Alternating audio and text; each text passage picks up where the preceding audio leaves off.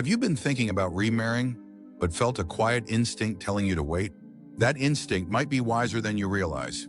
Because while love in later life can be beautiful, comforting, and deeply healing, it also comes with challenges most people never talk about. You've lived a full life. You've built routines, relationships, and maybe even raised children, or lost someone you deeply love. And bringing someone new into your world, especially now, changes more than just your name or your mailing address. It changes how your money moves. It shifts family dynamics, and it demands a level of clarity many people don't realize until they're already in too deep. In this video, we're going to walk through 5 truths every person over 70 should know before getting remarried. These aren't meant to scare you. They're meant to guide you, protect you, and give you peace of mind. Because love at this age isn't like love at 30. It's not about building from scratch. It's about merging what's already been built. And that's why the risks, if ignored, can feel heavier and more permanent. Stay with us until the end, because the final truth might be the one most people never consider, but it could save you from years of silent regret.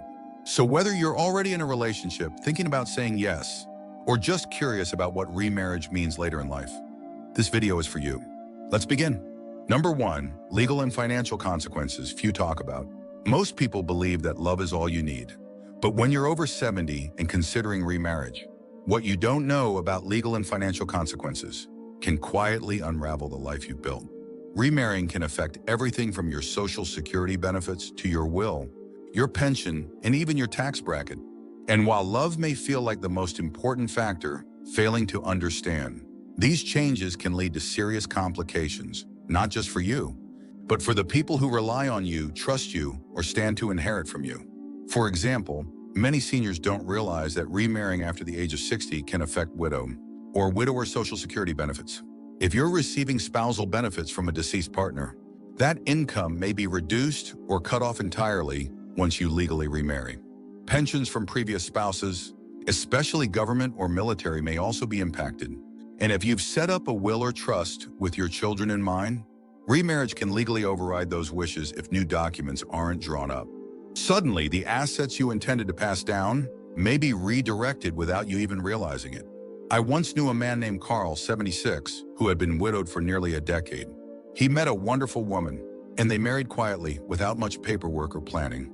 Years later, after Carl passed, his children were stunned to discover that his pension benefits had shifted entirely to his new wife, leaving behind confusion, resentment, and irreversible financial loss.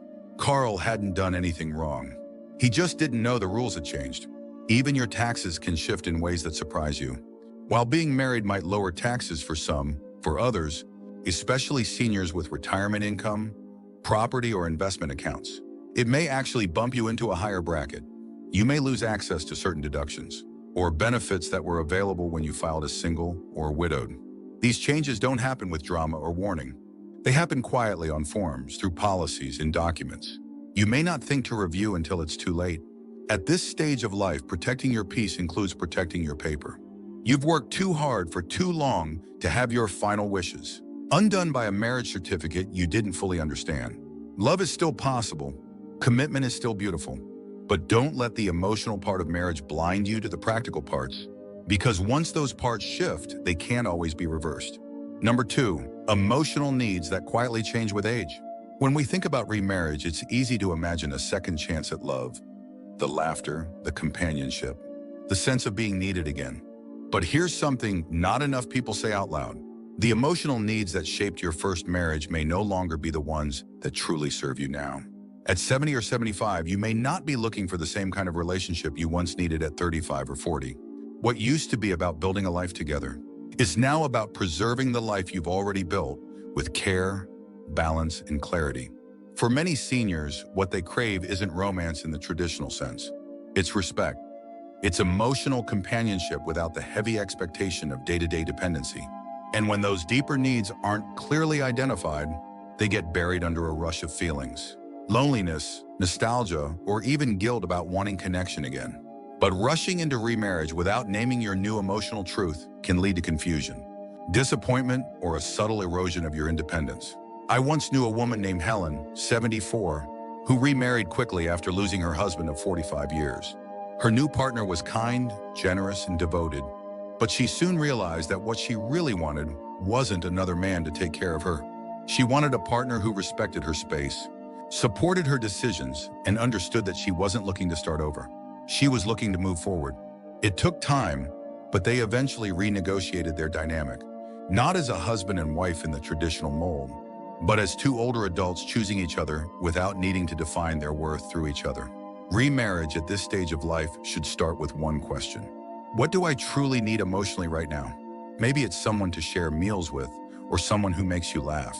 Maybe it's a travel companion, or someone who simply listens without trying to fix. Those are all real needs, but they're different than the emotional dependencies many younger couples build into marriage. And unless you name them early, you may end up accepting a version of partnership that brings more obligation than joy. Another truth is that your emotional energy is finite now. You may no longer have the bandwidth for constant emotional caretaking or intense conflict resolution. And that's not selfish, it's wisdom. You've learned what you can and can't live with. You've learned the cost of silence, of resentment, of emotional imbalance. And this time, if you do it again, it should be from a place of self-awareness, not longing, because longing fades. But clarity endures. So before you say yes, ask yourself, do I want a partner or do I want peace? Sometimes you can have both, but sometimes chasing one quietly steals the other. And at this age, peace isn't a luxury, it's a necessity. If you're still watching this video and finding these insights valuable, please comment number 2 below to let me know you're here. And if you haven't subscribed yet, I recommend you subscribe and turn on the bell so you don't miss any videos. Your support helps us continue creating good content to inform and inspire you. Now let's move forward. Number 3, blended families and the hidden friction they bring. When two people in their 70s decide to marry, it may feel like a simple decision between two hearts, but in reality, there are often many more people involved, and not all of them are eager to celebrate. Adult children, grandchildren, extended, relatives from both sides can quietly bring emotional complexity, financial suspicion, or even resentment to the surface. And if you're not prepared for that friction, what begins as a hopeful union can quickly turn into a source of unexpected strain. Blended families aren't new, but what's different at this stage of life is that each person brings decades of personal history, grief, and expectation to the table. Your children may still be processing the loss or absence of their other parent. They may feel uncertain about your new partner's intentions, or about what this change means for their inheritance, their place in your life, or the family traditions they've come to cherish. Even if no one says it directly, the tension often reveals itself through hesitation, passive resistance, or a growing distance that's hard to explain. I knew a man named Gerald, 78, who remarried after being widowed for many years. His daughter, now in her 40s, was kind to his new wife, but there was a subtle shift in their relationship. Fewer phone calls, shorter visits. Gerald didn't understand it at first until one day. She admitted that she felt replaced, not because his new wife had done anything wrong, but because he hadn't made space for her emotions in the process. That honest conversation changed everything. Not because it fixed every issue, but because it brought unspoken fears into the light. And sometimes the conflict isn't emotional, it's financial. When families see wills rewritten or assets redirected, it can lead to painful misunderstandings, fractured trust, and long-term estrangement. It doesn't mean you owe your family every decision, but you do owe them honesty and the chance to ask questions before changes are made. These conversations are uncomfortable, but avoiding them doesn't prevent hurt. It just delays it. Before you remarry, take time to speak openly with your children and close family members. Let them know your reasons, your hopes, and your boundaries. Reassure them where you can and make room for their discomfort where you can't. You don't need their permission, but you'll need their presence in your life far longer than you'll need their approval for one decision. Because in the end, the success of your marriage won't just depend on the two of you. It will depend on how well you both navigate the delicate dance of honoring the past while building something new. And that's not just about love. That's about emotional leadership. And at your age, you've had enough experience to know the hardest conversations are often the ones that lead to the deepest peace. Number 4, the caregiving role no one plans for. In your 70s or 80s, love can feel like a comforting return. Someone to talk with at breakfast, someone to hold hands with during a walk, someone to share a quiet evening with after the noise of life has faded. But what many seniors don't fully consider is how quickly that companionship can shift into caretaking, and how unprepared most people are for what that truly demands. When you remarry at this age, you're not just gaining a partner. You may also be inheriting their future health needs and placing your own in someone else's hands. It starts small. A doctor's visit, a prescription to be picked up. And before long, one of you may find yourselves filling pill boxes, helping with bathing, cooking meals, or managing appointments. And while these things can be done out of love, they also take energy, physical, emotional, and mental, that few people have to spare in their later years. I once knew a woman named Gloria, 80, who remarried a man she deeply adored. He was sharp, funny, and strong, but within 2 years, his health declined quickly.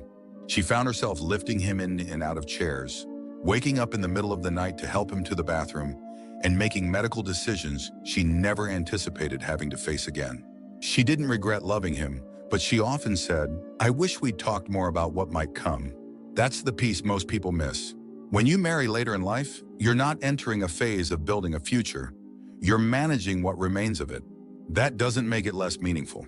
In fact, it makes it more sacred. But it does mean you need to ask the questions no one wants to ask. What happens if one of us gets sick? Who handles the finances if one of us declines? Are we emotionally prepared to become caregivers again? Not out of obligation, but out of genuine readiness. Caregiving isn't just a list of tasks. It changes the relationship. It introduces dependency. It tests patience. And for many seniors, it reopens old grief, memories of taking care of a spouse who has passed, or fears of becoming a burden themselves. Without honest conversations up front, these feelings can build silently, turning what began as love into quiet resentment or overwhelming fatigue that neither person saw coming. That's why before you remarry, you must speak candidly, not just about who you are now, but who you're becoming. Talk about long-term care plans. Talk about mobility, memory, driving, and even housing. Will you stay in your home? Will you move closer to adult children? Will you hire help when the time comes? Or will you try to do it all yourselves? There are no perfect answers, but ignoring the questions won't protect you from the consequences. And if you're still watching this video and finding these insights valuable, please comment number 4 below to let me know you're here. And if you haven't subscribed yet, I recommend you subscribe and turn on the bell so you don't miss any videos. Your support helps us continue creating good content to inform and inspire you. Now let's move forward. Number 5, the importance of healing before you begin again. Loneliness after 70 can feel louder than it did before. The house is quieter, the days feel longer, and the absence of someone to share life with becomes more noticeable with each passing season. And in that space, it's natural to seek connection, to long for companionship, affection, or even just the presence of another voice in the room. But if you haven't fully healed from your past, whether that means grieving a spouse, recovering from a divorce, letting go of old resentment, then remarriage can quietly become a way of avoiding your pain rather than resolving it. Many seniors remarry hoping it will fill an emotional void. And while a new partner may bring joy, comfort, or even laughter, they cannot carry the weight of your unprocessed grief. When we remarry from a place of emotional imbalance, we may unintentionally place unfair expectations on the other person, expecting them to be more understanding, more available, or more like the one we lost. And when they can't meet those silent expectations, resentment can build, not because they did something wrong, but because we never fully said goodbye to the life we left behind. I remember a man named Eugene, 83, who married a widow just 2 years after losing his wife of 50 years. He said all the right things. He wanted to move on. He believed in second chances, but deep down, he admitted later, he still talked to his late wife every night before bed. He kept her clothes in the closet. He still wore her wedding ring on a chain around his neck. His new wife never asked him to let go, but she always felt like she was living beside a ghost. And eventually, that distance took its toll. Healing doesn't mean forgetting. It doesn't mean closing the door on your past. It means making peace with it, so that when you say yes again, it's not a reaction to what was lost, but a response to what you're genuinely ready to receive. Healing means asking yourself hard questions. Have I fully grieved? Am I marrying to avoid something or to build something new? Would I still want this person in my life if I were already whole? One of the most generous things you can offer a future partner is a version of yourself that is not expecting to be rescued, fixed, or filled up. Because the kind of love that lasts in your 70s and 80s isn't the kind that completes you. It's the kind that honors what you've already become and gently joins you there. Before you remarry, take time to sit with your story. Talk to a counselor or a trusted friend. Write letters to people you've lost, even if you never send them. And if you still feel moments of sadness, that's okay. Healing isn't about removing grief. It's about making space for love to stand beside it without competition. Because the most beautiful relationships later in life are not the ones that try to start over. They're the ones that say, I see your past. I honor your journey. And I'm here, not to replace anyone, but to walk with you for as long as we're given. That kind of love doesn't rush, and it never asks you to pretend you're not still healing. It simply meets you where you are and stays. Final thoughts. As we wrap up this video, I want you to take a quiet moment to reflect on what remarriage really means. Not just in theory, but in your life, your heart, and your future. You've heard 5 truths today, not to scare you away from love, but to prepare you for it. Because at this stage, love is no longer about rushing into a feeling. It's about understanding the life you're inviting someone into. It's about protecting what you've built, honoring where you've been, and carefully choosing what you bring forward. Whether it's sorting through financial changes, understanding how your emotional needs have shifted, navigating the reality of blended families, preparing for the possibility of caregiving, or ensuring you've fully healed before opening your heart again, each of these truths offers you something invaluable: clarity. And clarity is what gives love a place to grow that isn't clouded by confusion or regret. You deserve companionship that fits your life as it is now, not as it once was.